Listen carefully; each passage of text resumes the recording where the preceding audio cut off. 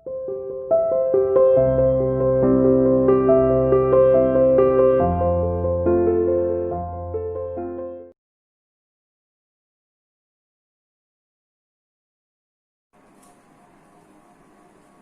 Student, welcome to CR international online classes.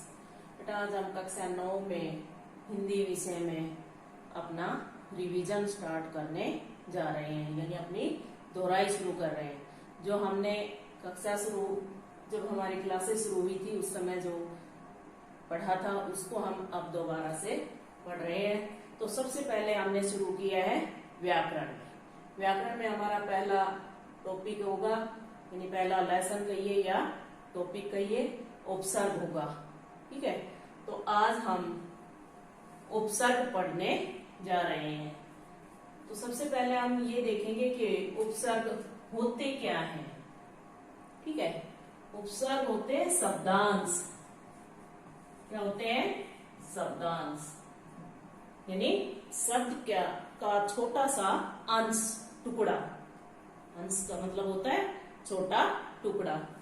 तो उपसर्ग वे शब्दांश हैं जो किसी शब्द से पूर्व मतलब पहले लगकर उस शब्द का अर्थ बदल देते हैं या उसमें नई विशेषता उत्पन्न कर देते हैं।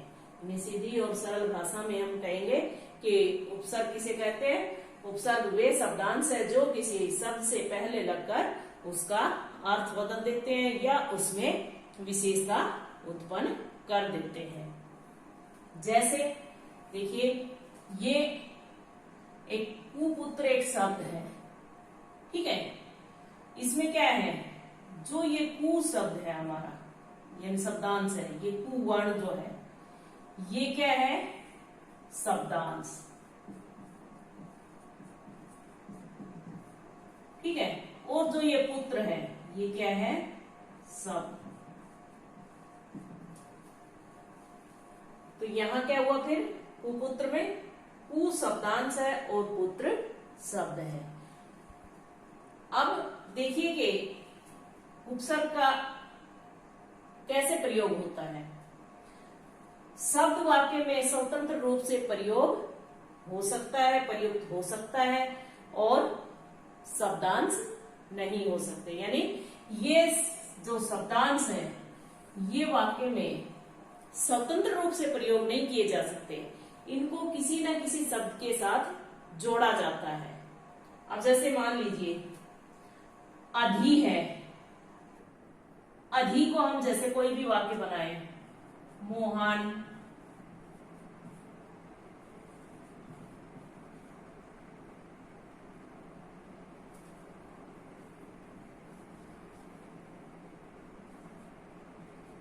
अधि पद पर है। क्या ये वाक्य सही है? नहीं, ये हमारा वाक्य गलत है। क्यों? क्योंकि हम अधि का प्रयोग इस तरह से स्वतंत्र रूप से नहीं कर सकते। ठीक है, तो इसका हम इस तरह से कर सकते हैं, मोहन अधिनायक के पद पर है। अधि का मतलब होता है ऊंचे, ऊंचे नायक के पद पर है, श्रेष्ठ। ठीक है, तो इसलिए ये हमारा जो वाक्य है ये गलत होगा। क्यों? क्योंकि हम शब्दांश का प्रयोग स्वतंत्र रूप से नहीं कर सकते, इसलिए ये हमारा गलत होगा।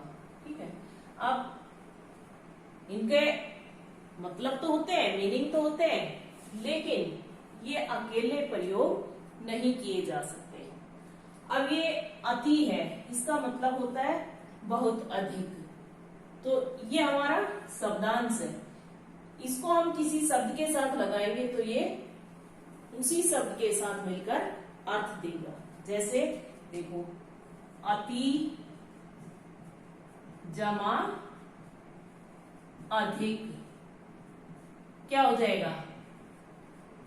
अत्यधिक। ठीक है,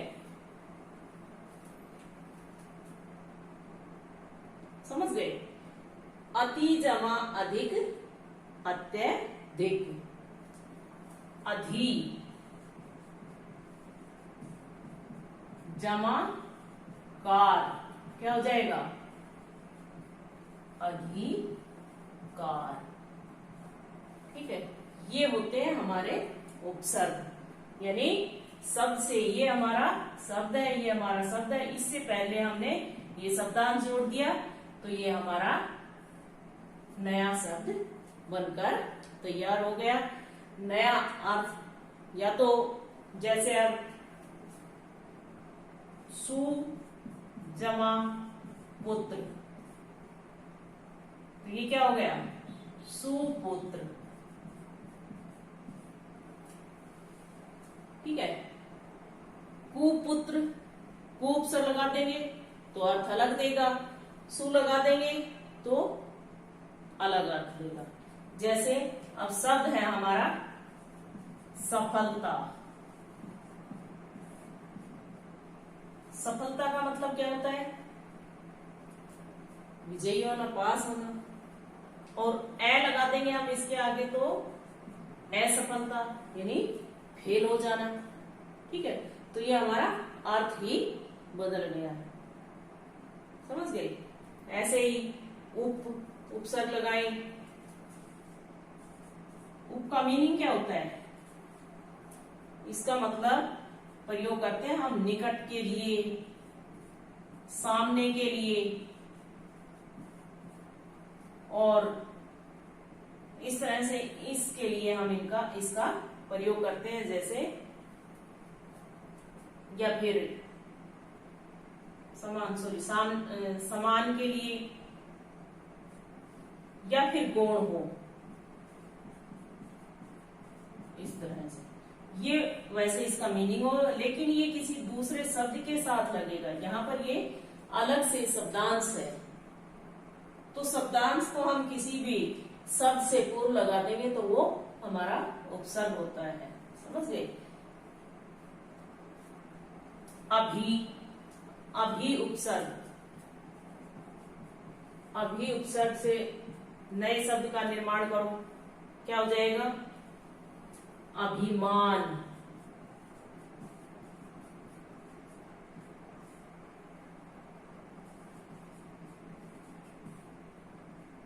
अभी से दूसरा क्या बन जाएगा? अभिभाषण।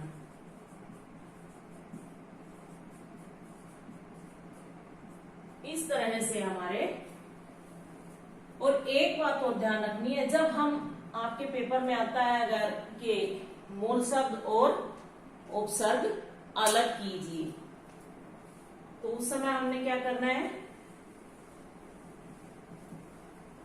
हमारा जो मूल शब्द होता है वो हमारा सार्थक होना चाहिए। जैसे अत्याचार लिखा हुआ है, अत्याचार, इसमें से हमने क्या करना है? मूल शब्द और उपसर्ग अलग करना है। तो कैसे करेंगे? अति प्लस आचार, क्या हो जाएगा? अत्याचार, है ना? ऐसे ही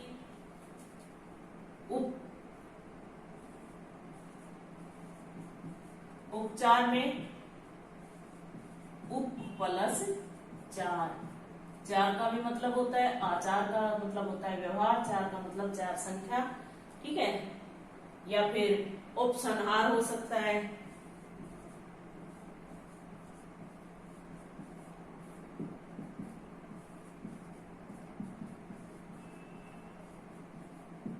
इस तरह से हमारा जो मूल शब्द है वो सार्थक होना चाहिए, कोई ऐसा ना हो जो जिसमें कोई अर्थ ही ना हो, तो वो हमारा क्या होगा?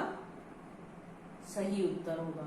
यानी हम कुछ भी लिख देंगे, भाई उप से उपकार हो सकता है, उपचार हो सकता है। ठीक है, अब ये देखिए, आप जो आधा वर्ण आता है उसको एक छोटा सा नियम है, कहीं लिखा हुआ नहीं है, वैसे ही मैं आपको बताती हूँ, मैंने कहीं पढ़ा था तो उसमें लिखा होता है कि अगर ये आधा वर्ण है और इसके बाद यह है, यानी वर्ण कितना है 1/2 आधा, ठीक है। और उसके बाद यदि यह है, आधे वर्ण के बाद अगर यह है, तो हम उसको क्या करेंगे, उस सबसे पहले उस वर्ण को पूरा करेंगे, यानी एक बना देंगे, उसको पूरा कर देंगे। यहाँ क्या है, अत्याचार में आधा तय है, तो उसको हम क्या करेंगे, पहले तो उसको हम पूरा करेंगे। यानी मान लो हमारा अत्याचार ही है, ठीक है, इसका हमारा ये जो तय है ये आधा है, ये वाला, और इसके बाद ये है, ठीक है। इसके बाद हम जब इसका अलग अलग करेंगे तो कैसे करेंगे, तो है ही हमारा शुरू में, और उसके बाद जो हमारा आधा ये है उसको हम पूरा कर देंगे, और पूरा करके हम छोटी ई की मात्रा लगाएंगे, ठीक है। तो जो ये हमारा तय है इसको हमने पूरा कर दिया, और इस पर हम छोटी की मात्रा लगा देंगे, ठीक है। यहां तक हमारा पूरा हो गया। अब ये क्या बचा हमारा, आ की मात्रा थी, तो यहाँ क्या बच गया, आ, और 4 है ही आगे सब, समझ गए भाई। कहीं आधा वर्ण आता है और उसके बाद यदि यह आता है, तो उस वर्ण को हम पूरा करके उस पे छोटी की मात्रा लगा देंगे, वो हम उपसर्ग निकाल देंगे, और उसके बाद का जो बचा हुआ हमारा शब्द है वो हमारा मूल शब्द बन जाएगा, ठीक है। ऐसे ही एक और भी नियम है छोटा सा, जैसे यहां तो यह था, अगर ऐसे ही वह आए, जैसे स्वागत, तो आधे वर्ण के बाद अगर वह आता है, यानी ये जो हमारा आधा वर्ण है इसके बाद वह आता है, तो क्या करेंगे, उस वर्ण को तो पूरा करेंगे। यह आता था तो क्या करते थे, हम छोटी की मात्रा लगाते थे, और वह आता है तो हम किसकी मात्रा लगाएंगे, छोटे ऊ की, उस वर्ण को पूरा करके, और हम छोटे ऊ की मात्रा वहां लगा देंगे। तो ये इस वर्ण को हम पहले पूरा करेंगे, से हमारा पूरा हो गया। अब हम छोटे ऊ की मात्रा लगाएंगे। अब हमारा क्या हो गया, ये वह हट गया, इसको हमने हटा दिया यहां से। अब ये हमारा क्या बच गया, यहां तक तो हो ही गया, ठीक है। तो ये अब क्या बचा, आ, और आगे हमारा क्या था, गत, सूर जमा आगत, ठीक है बेटा। ये ऐसा हमने कई कोचिंग में पढ़ा था, वहां से पता चला था कि इस तरह भी इनके हम कर सकते हैं। अगर वैसे नहीं कर सकते तो ऐसे कर सकते हैं, ऐसा ध्यान रहे। तो जिस तरीके से हम कर सके, जिस तरीके से हमें आसान लगे, करने में आसानी हो, वही तरीका हम अपना सकते हैं, जो आसान लगे, जो हमें नंबर दिला सके, ठीक है। ये होते हैं उपसर्ग। तो आज हम उपसर्ग पढ़ेंगे, कल प्रत्यय पढ़ेंगे। अब रोज एक चीज पढ़ेंगे, और जैसे कोई भी हमारा से, जैसे हमारे से कितने प्रकार के होते हैं, 3, श, और होते हैं ना ये 3। लेकिन जब हम उपसर्ग अलग करेंगे तो इनमें से चाहे कोई भी हो, अलग तो हमारा यही वाला होता है। लेकिन हम आधा से नहीं लिख सकते, इसलिए हम पूरा लिख के हलंत लगाएंगे। दूसरी एक बात और है कि कहीं भी अगर शीर्ष रे होता है, यानी शब्द के ऊपर, जैसे ये पूर्व पे लगा हुआ है, जो ऊपर हमारा रे लगा है, ये हमेशा हमारा आधा होता है, यानी इसमें स्वर नहीं होता। और जो हमारा पदेन रे होता है, यानी नीचे लगता है, जैसे प्रयुक्त में हमने लगाया है, ये नीचे लगा है, इसमें क्या है हमारा, इसमें हमारा स्वर साथ में है, यानी ये पूरा है। तो ये जब हम अलग करते हैं, जैसे निर्बल लिखा हुआ है, इसमें से अगर हम मूल शब्द और उपसर्ग अलग करेंगे तो क्या होगा, निर। ठीक है, मूल शब्द तो हमारा बल बन जाएगा, बल अर्थ देता है, लेकिन ये निर, ये क्या है, आधा है, तो यहां हम हलंत लगाएंगे। समझ गए भाई, अगर हमारा ऊपर जो रे लगा होता है वो पहले ही आधा होता है तो हम उसको अलग करेंगे तो वो आधा ही लिखना है, और वहां हम उपसर्ग में जो चीज भी हम लिखते हैं उसमें हम हलंत लगाते हैं, ना कि उसे आधा लिखते हैं। ठीक है, अब ऐसे ही एक बात और है, जैसे हमारा कहीं भी किसी भी शब्द पर अनुस्वार लगा होता है, वहां क्या करते हैं हम,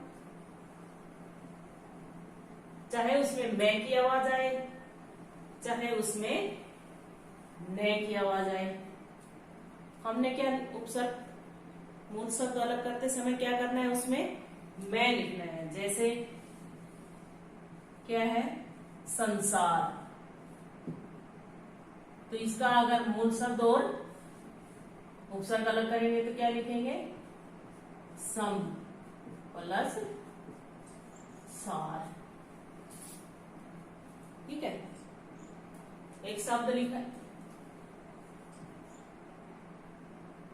संपूर्ण, अब देखो इसमें तो न की आवाज आ रही है संसार, और यहां मैं की आ रही है, तो ये भी क्या होगा, सम प्लस पूर्ण। ठीक है, अब देखिए से,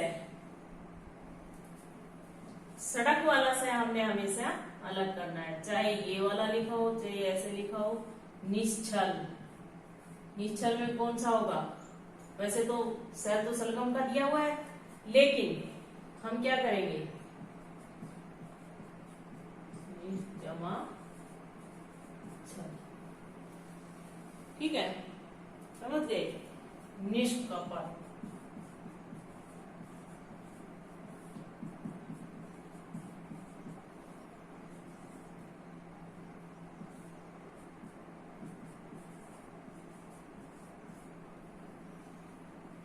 और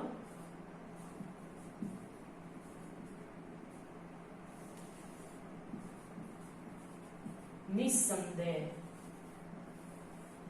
क्या होगा, निस प्लस।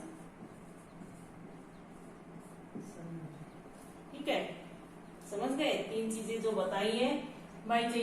कहीं पर मैं की आवाज आ रही हो चाहे न की आवाज आ रही हो, हमने जब भी उपसर्ग अलग करना है हमने, तो उसमें मैं करना होगा हलंत के साथ। रे हमारा ऊपर लगा हुआ निर्जल है, निर्बल है, निर्गुण है, दुर्जन है, तो सब में क्या करना है, अलग करना है, रे हलंत वाला और से में हलंत के साथ।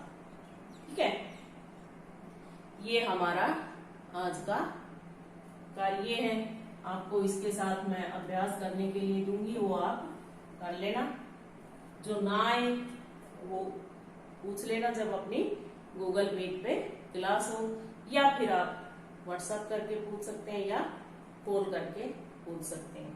ठीक है, आज के लिए इतना ही बहुत है, इसी को एक बार अच्छे से रिवीजन कर लेना, अच्छे से पढ़ लेना, जो समझना है, जो भी आपके पास अगर व्याकरण, हमारी ग्रामर की जो बुक लगी है वो व्याकरण वृक्ष लगी है, अपनी व्याकरण वृक्ष ले लेना स्कूल से, जिसने नहीं ली है तो ले लेना बेटा, और उसमें आप पढ़ के देख लेना, नहीं तो कोई भी आपके पास पुरानी भी है तो उसमें भी पढ़ लेना।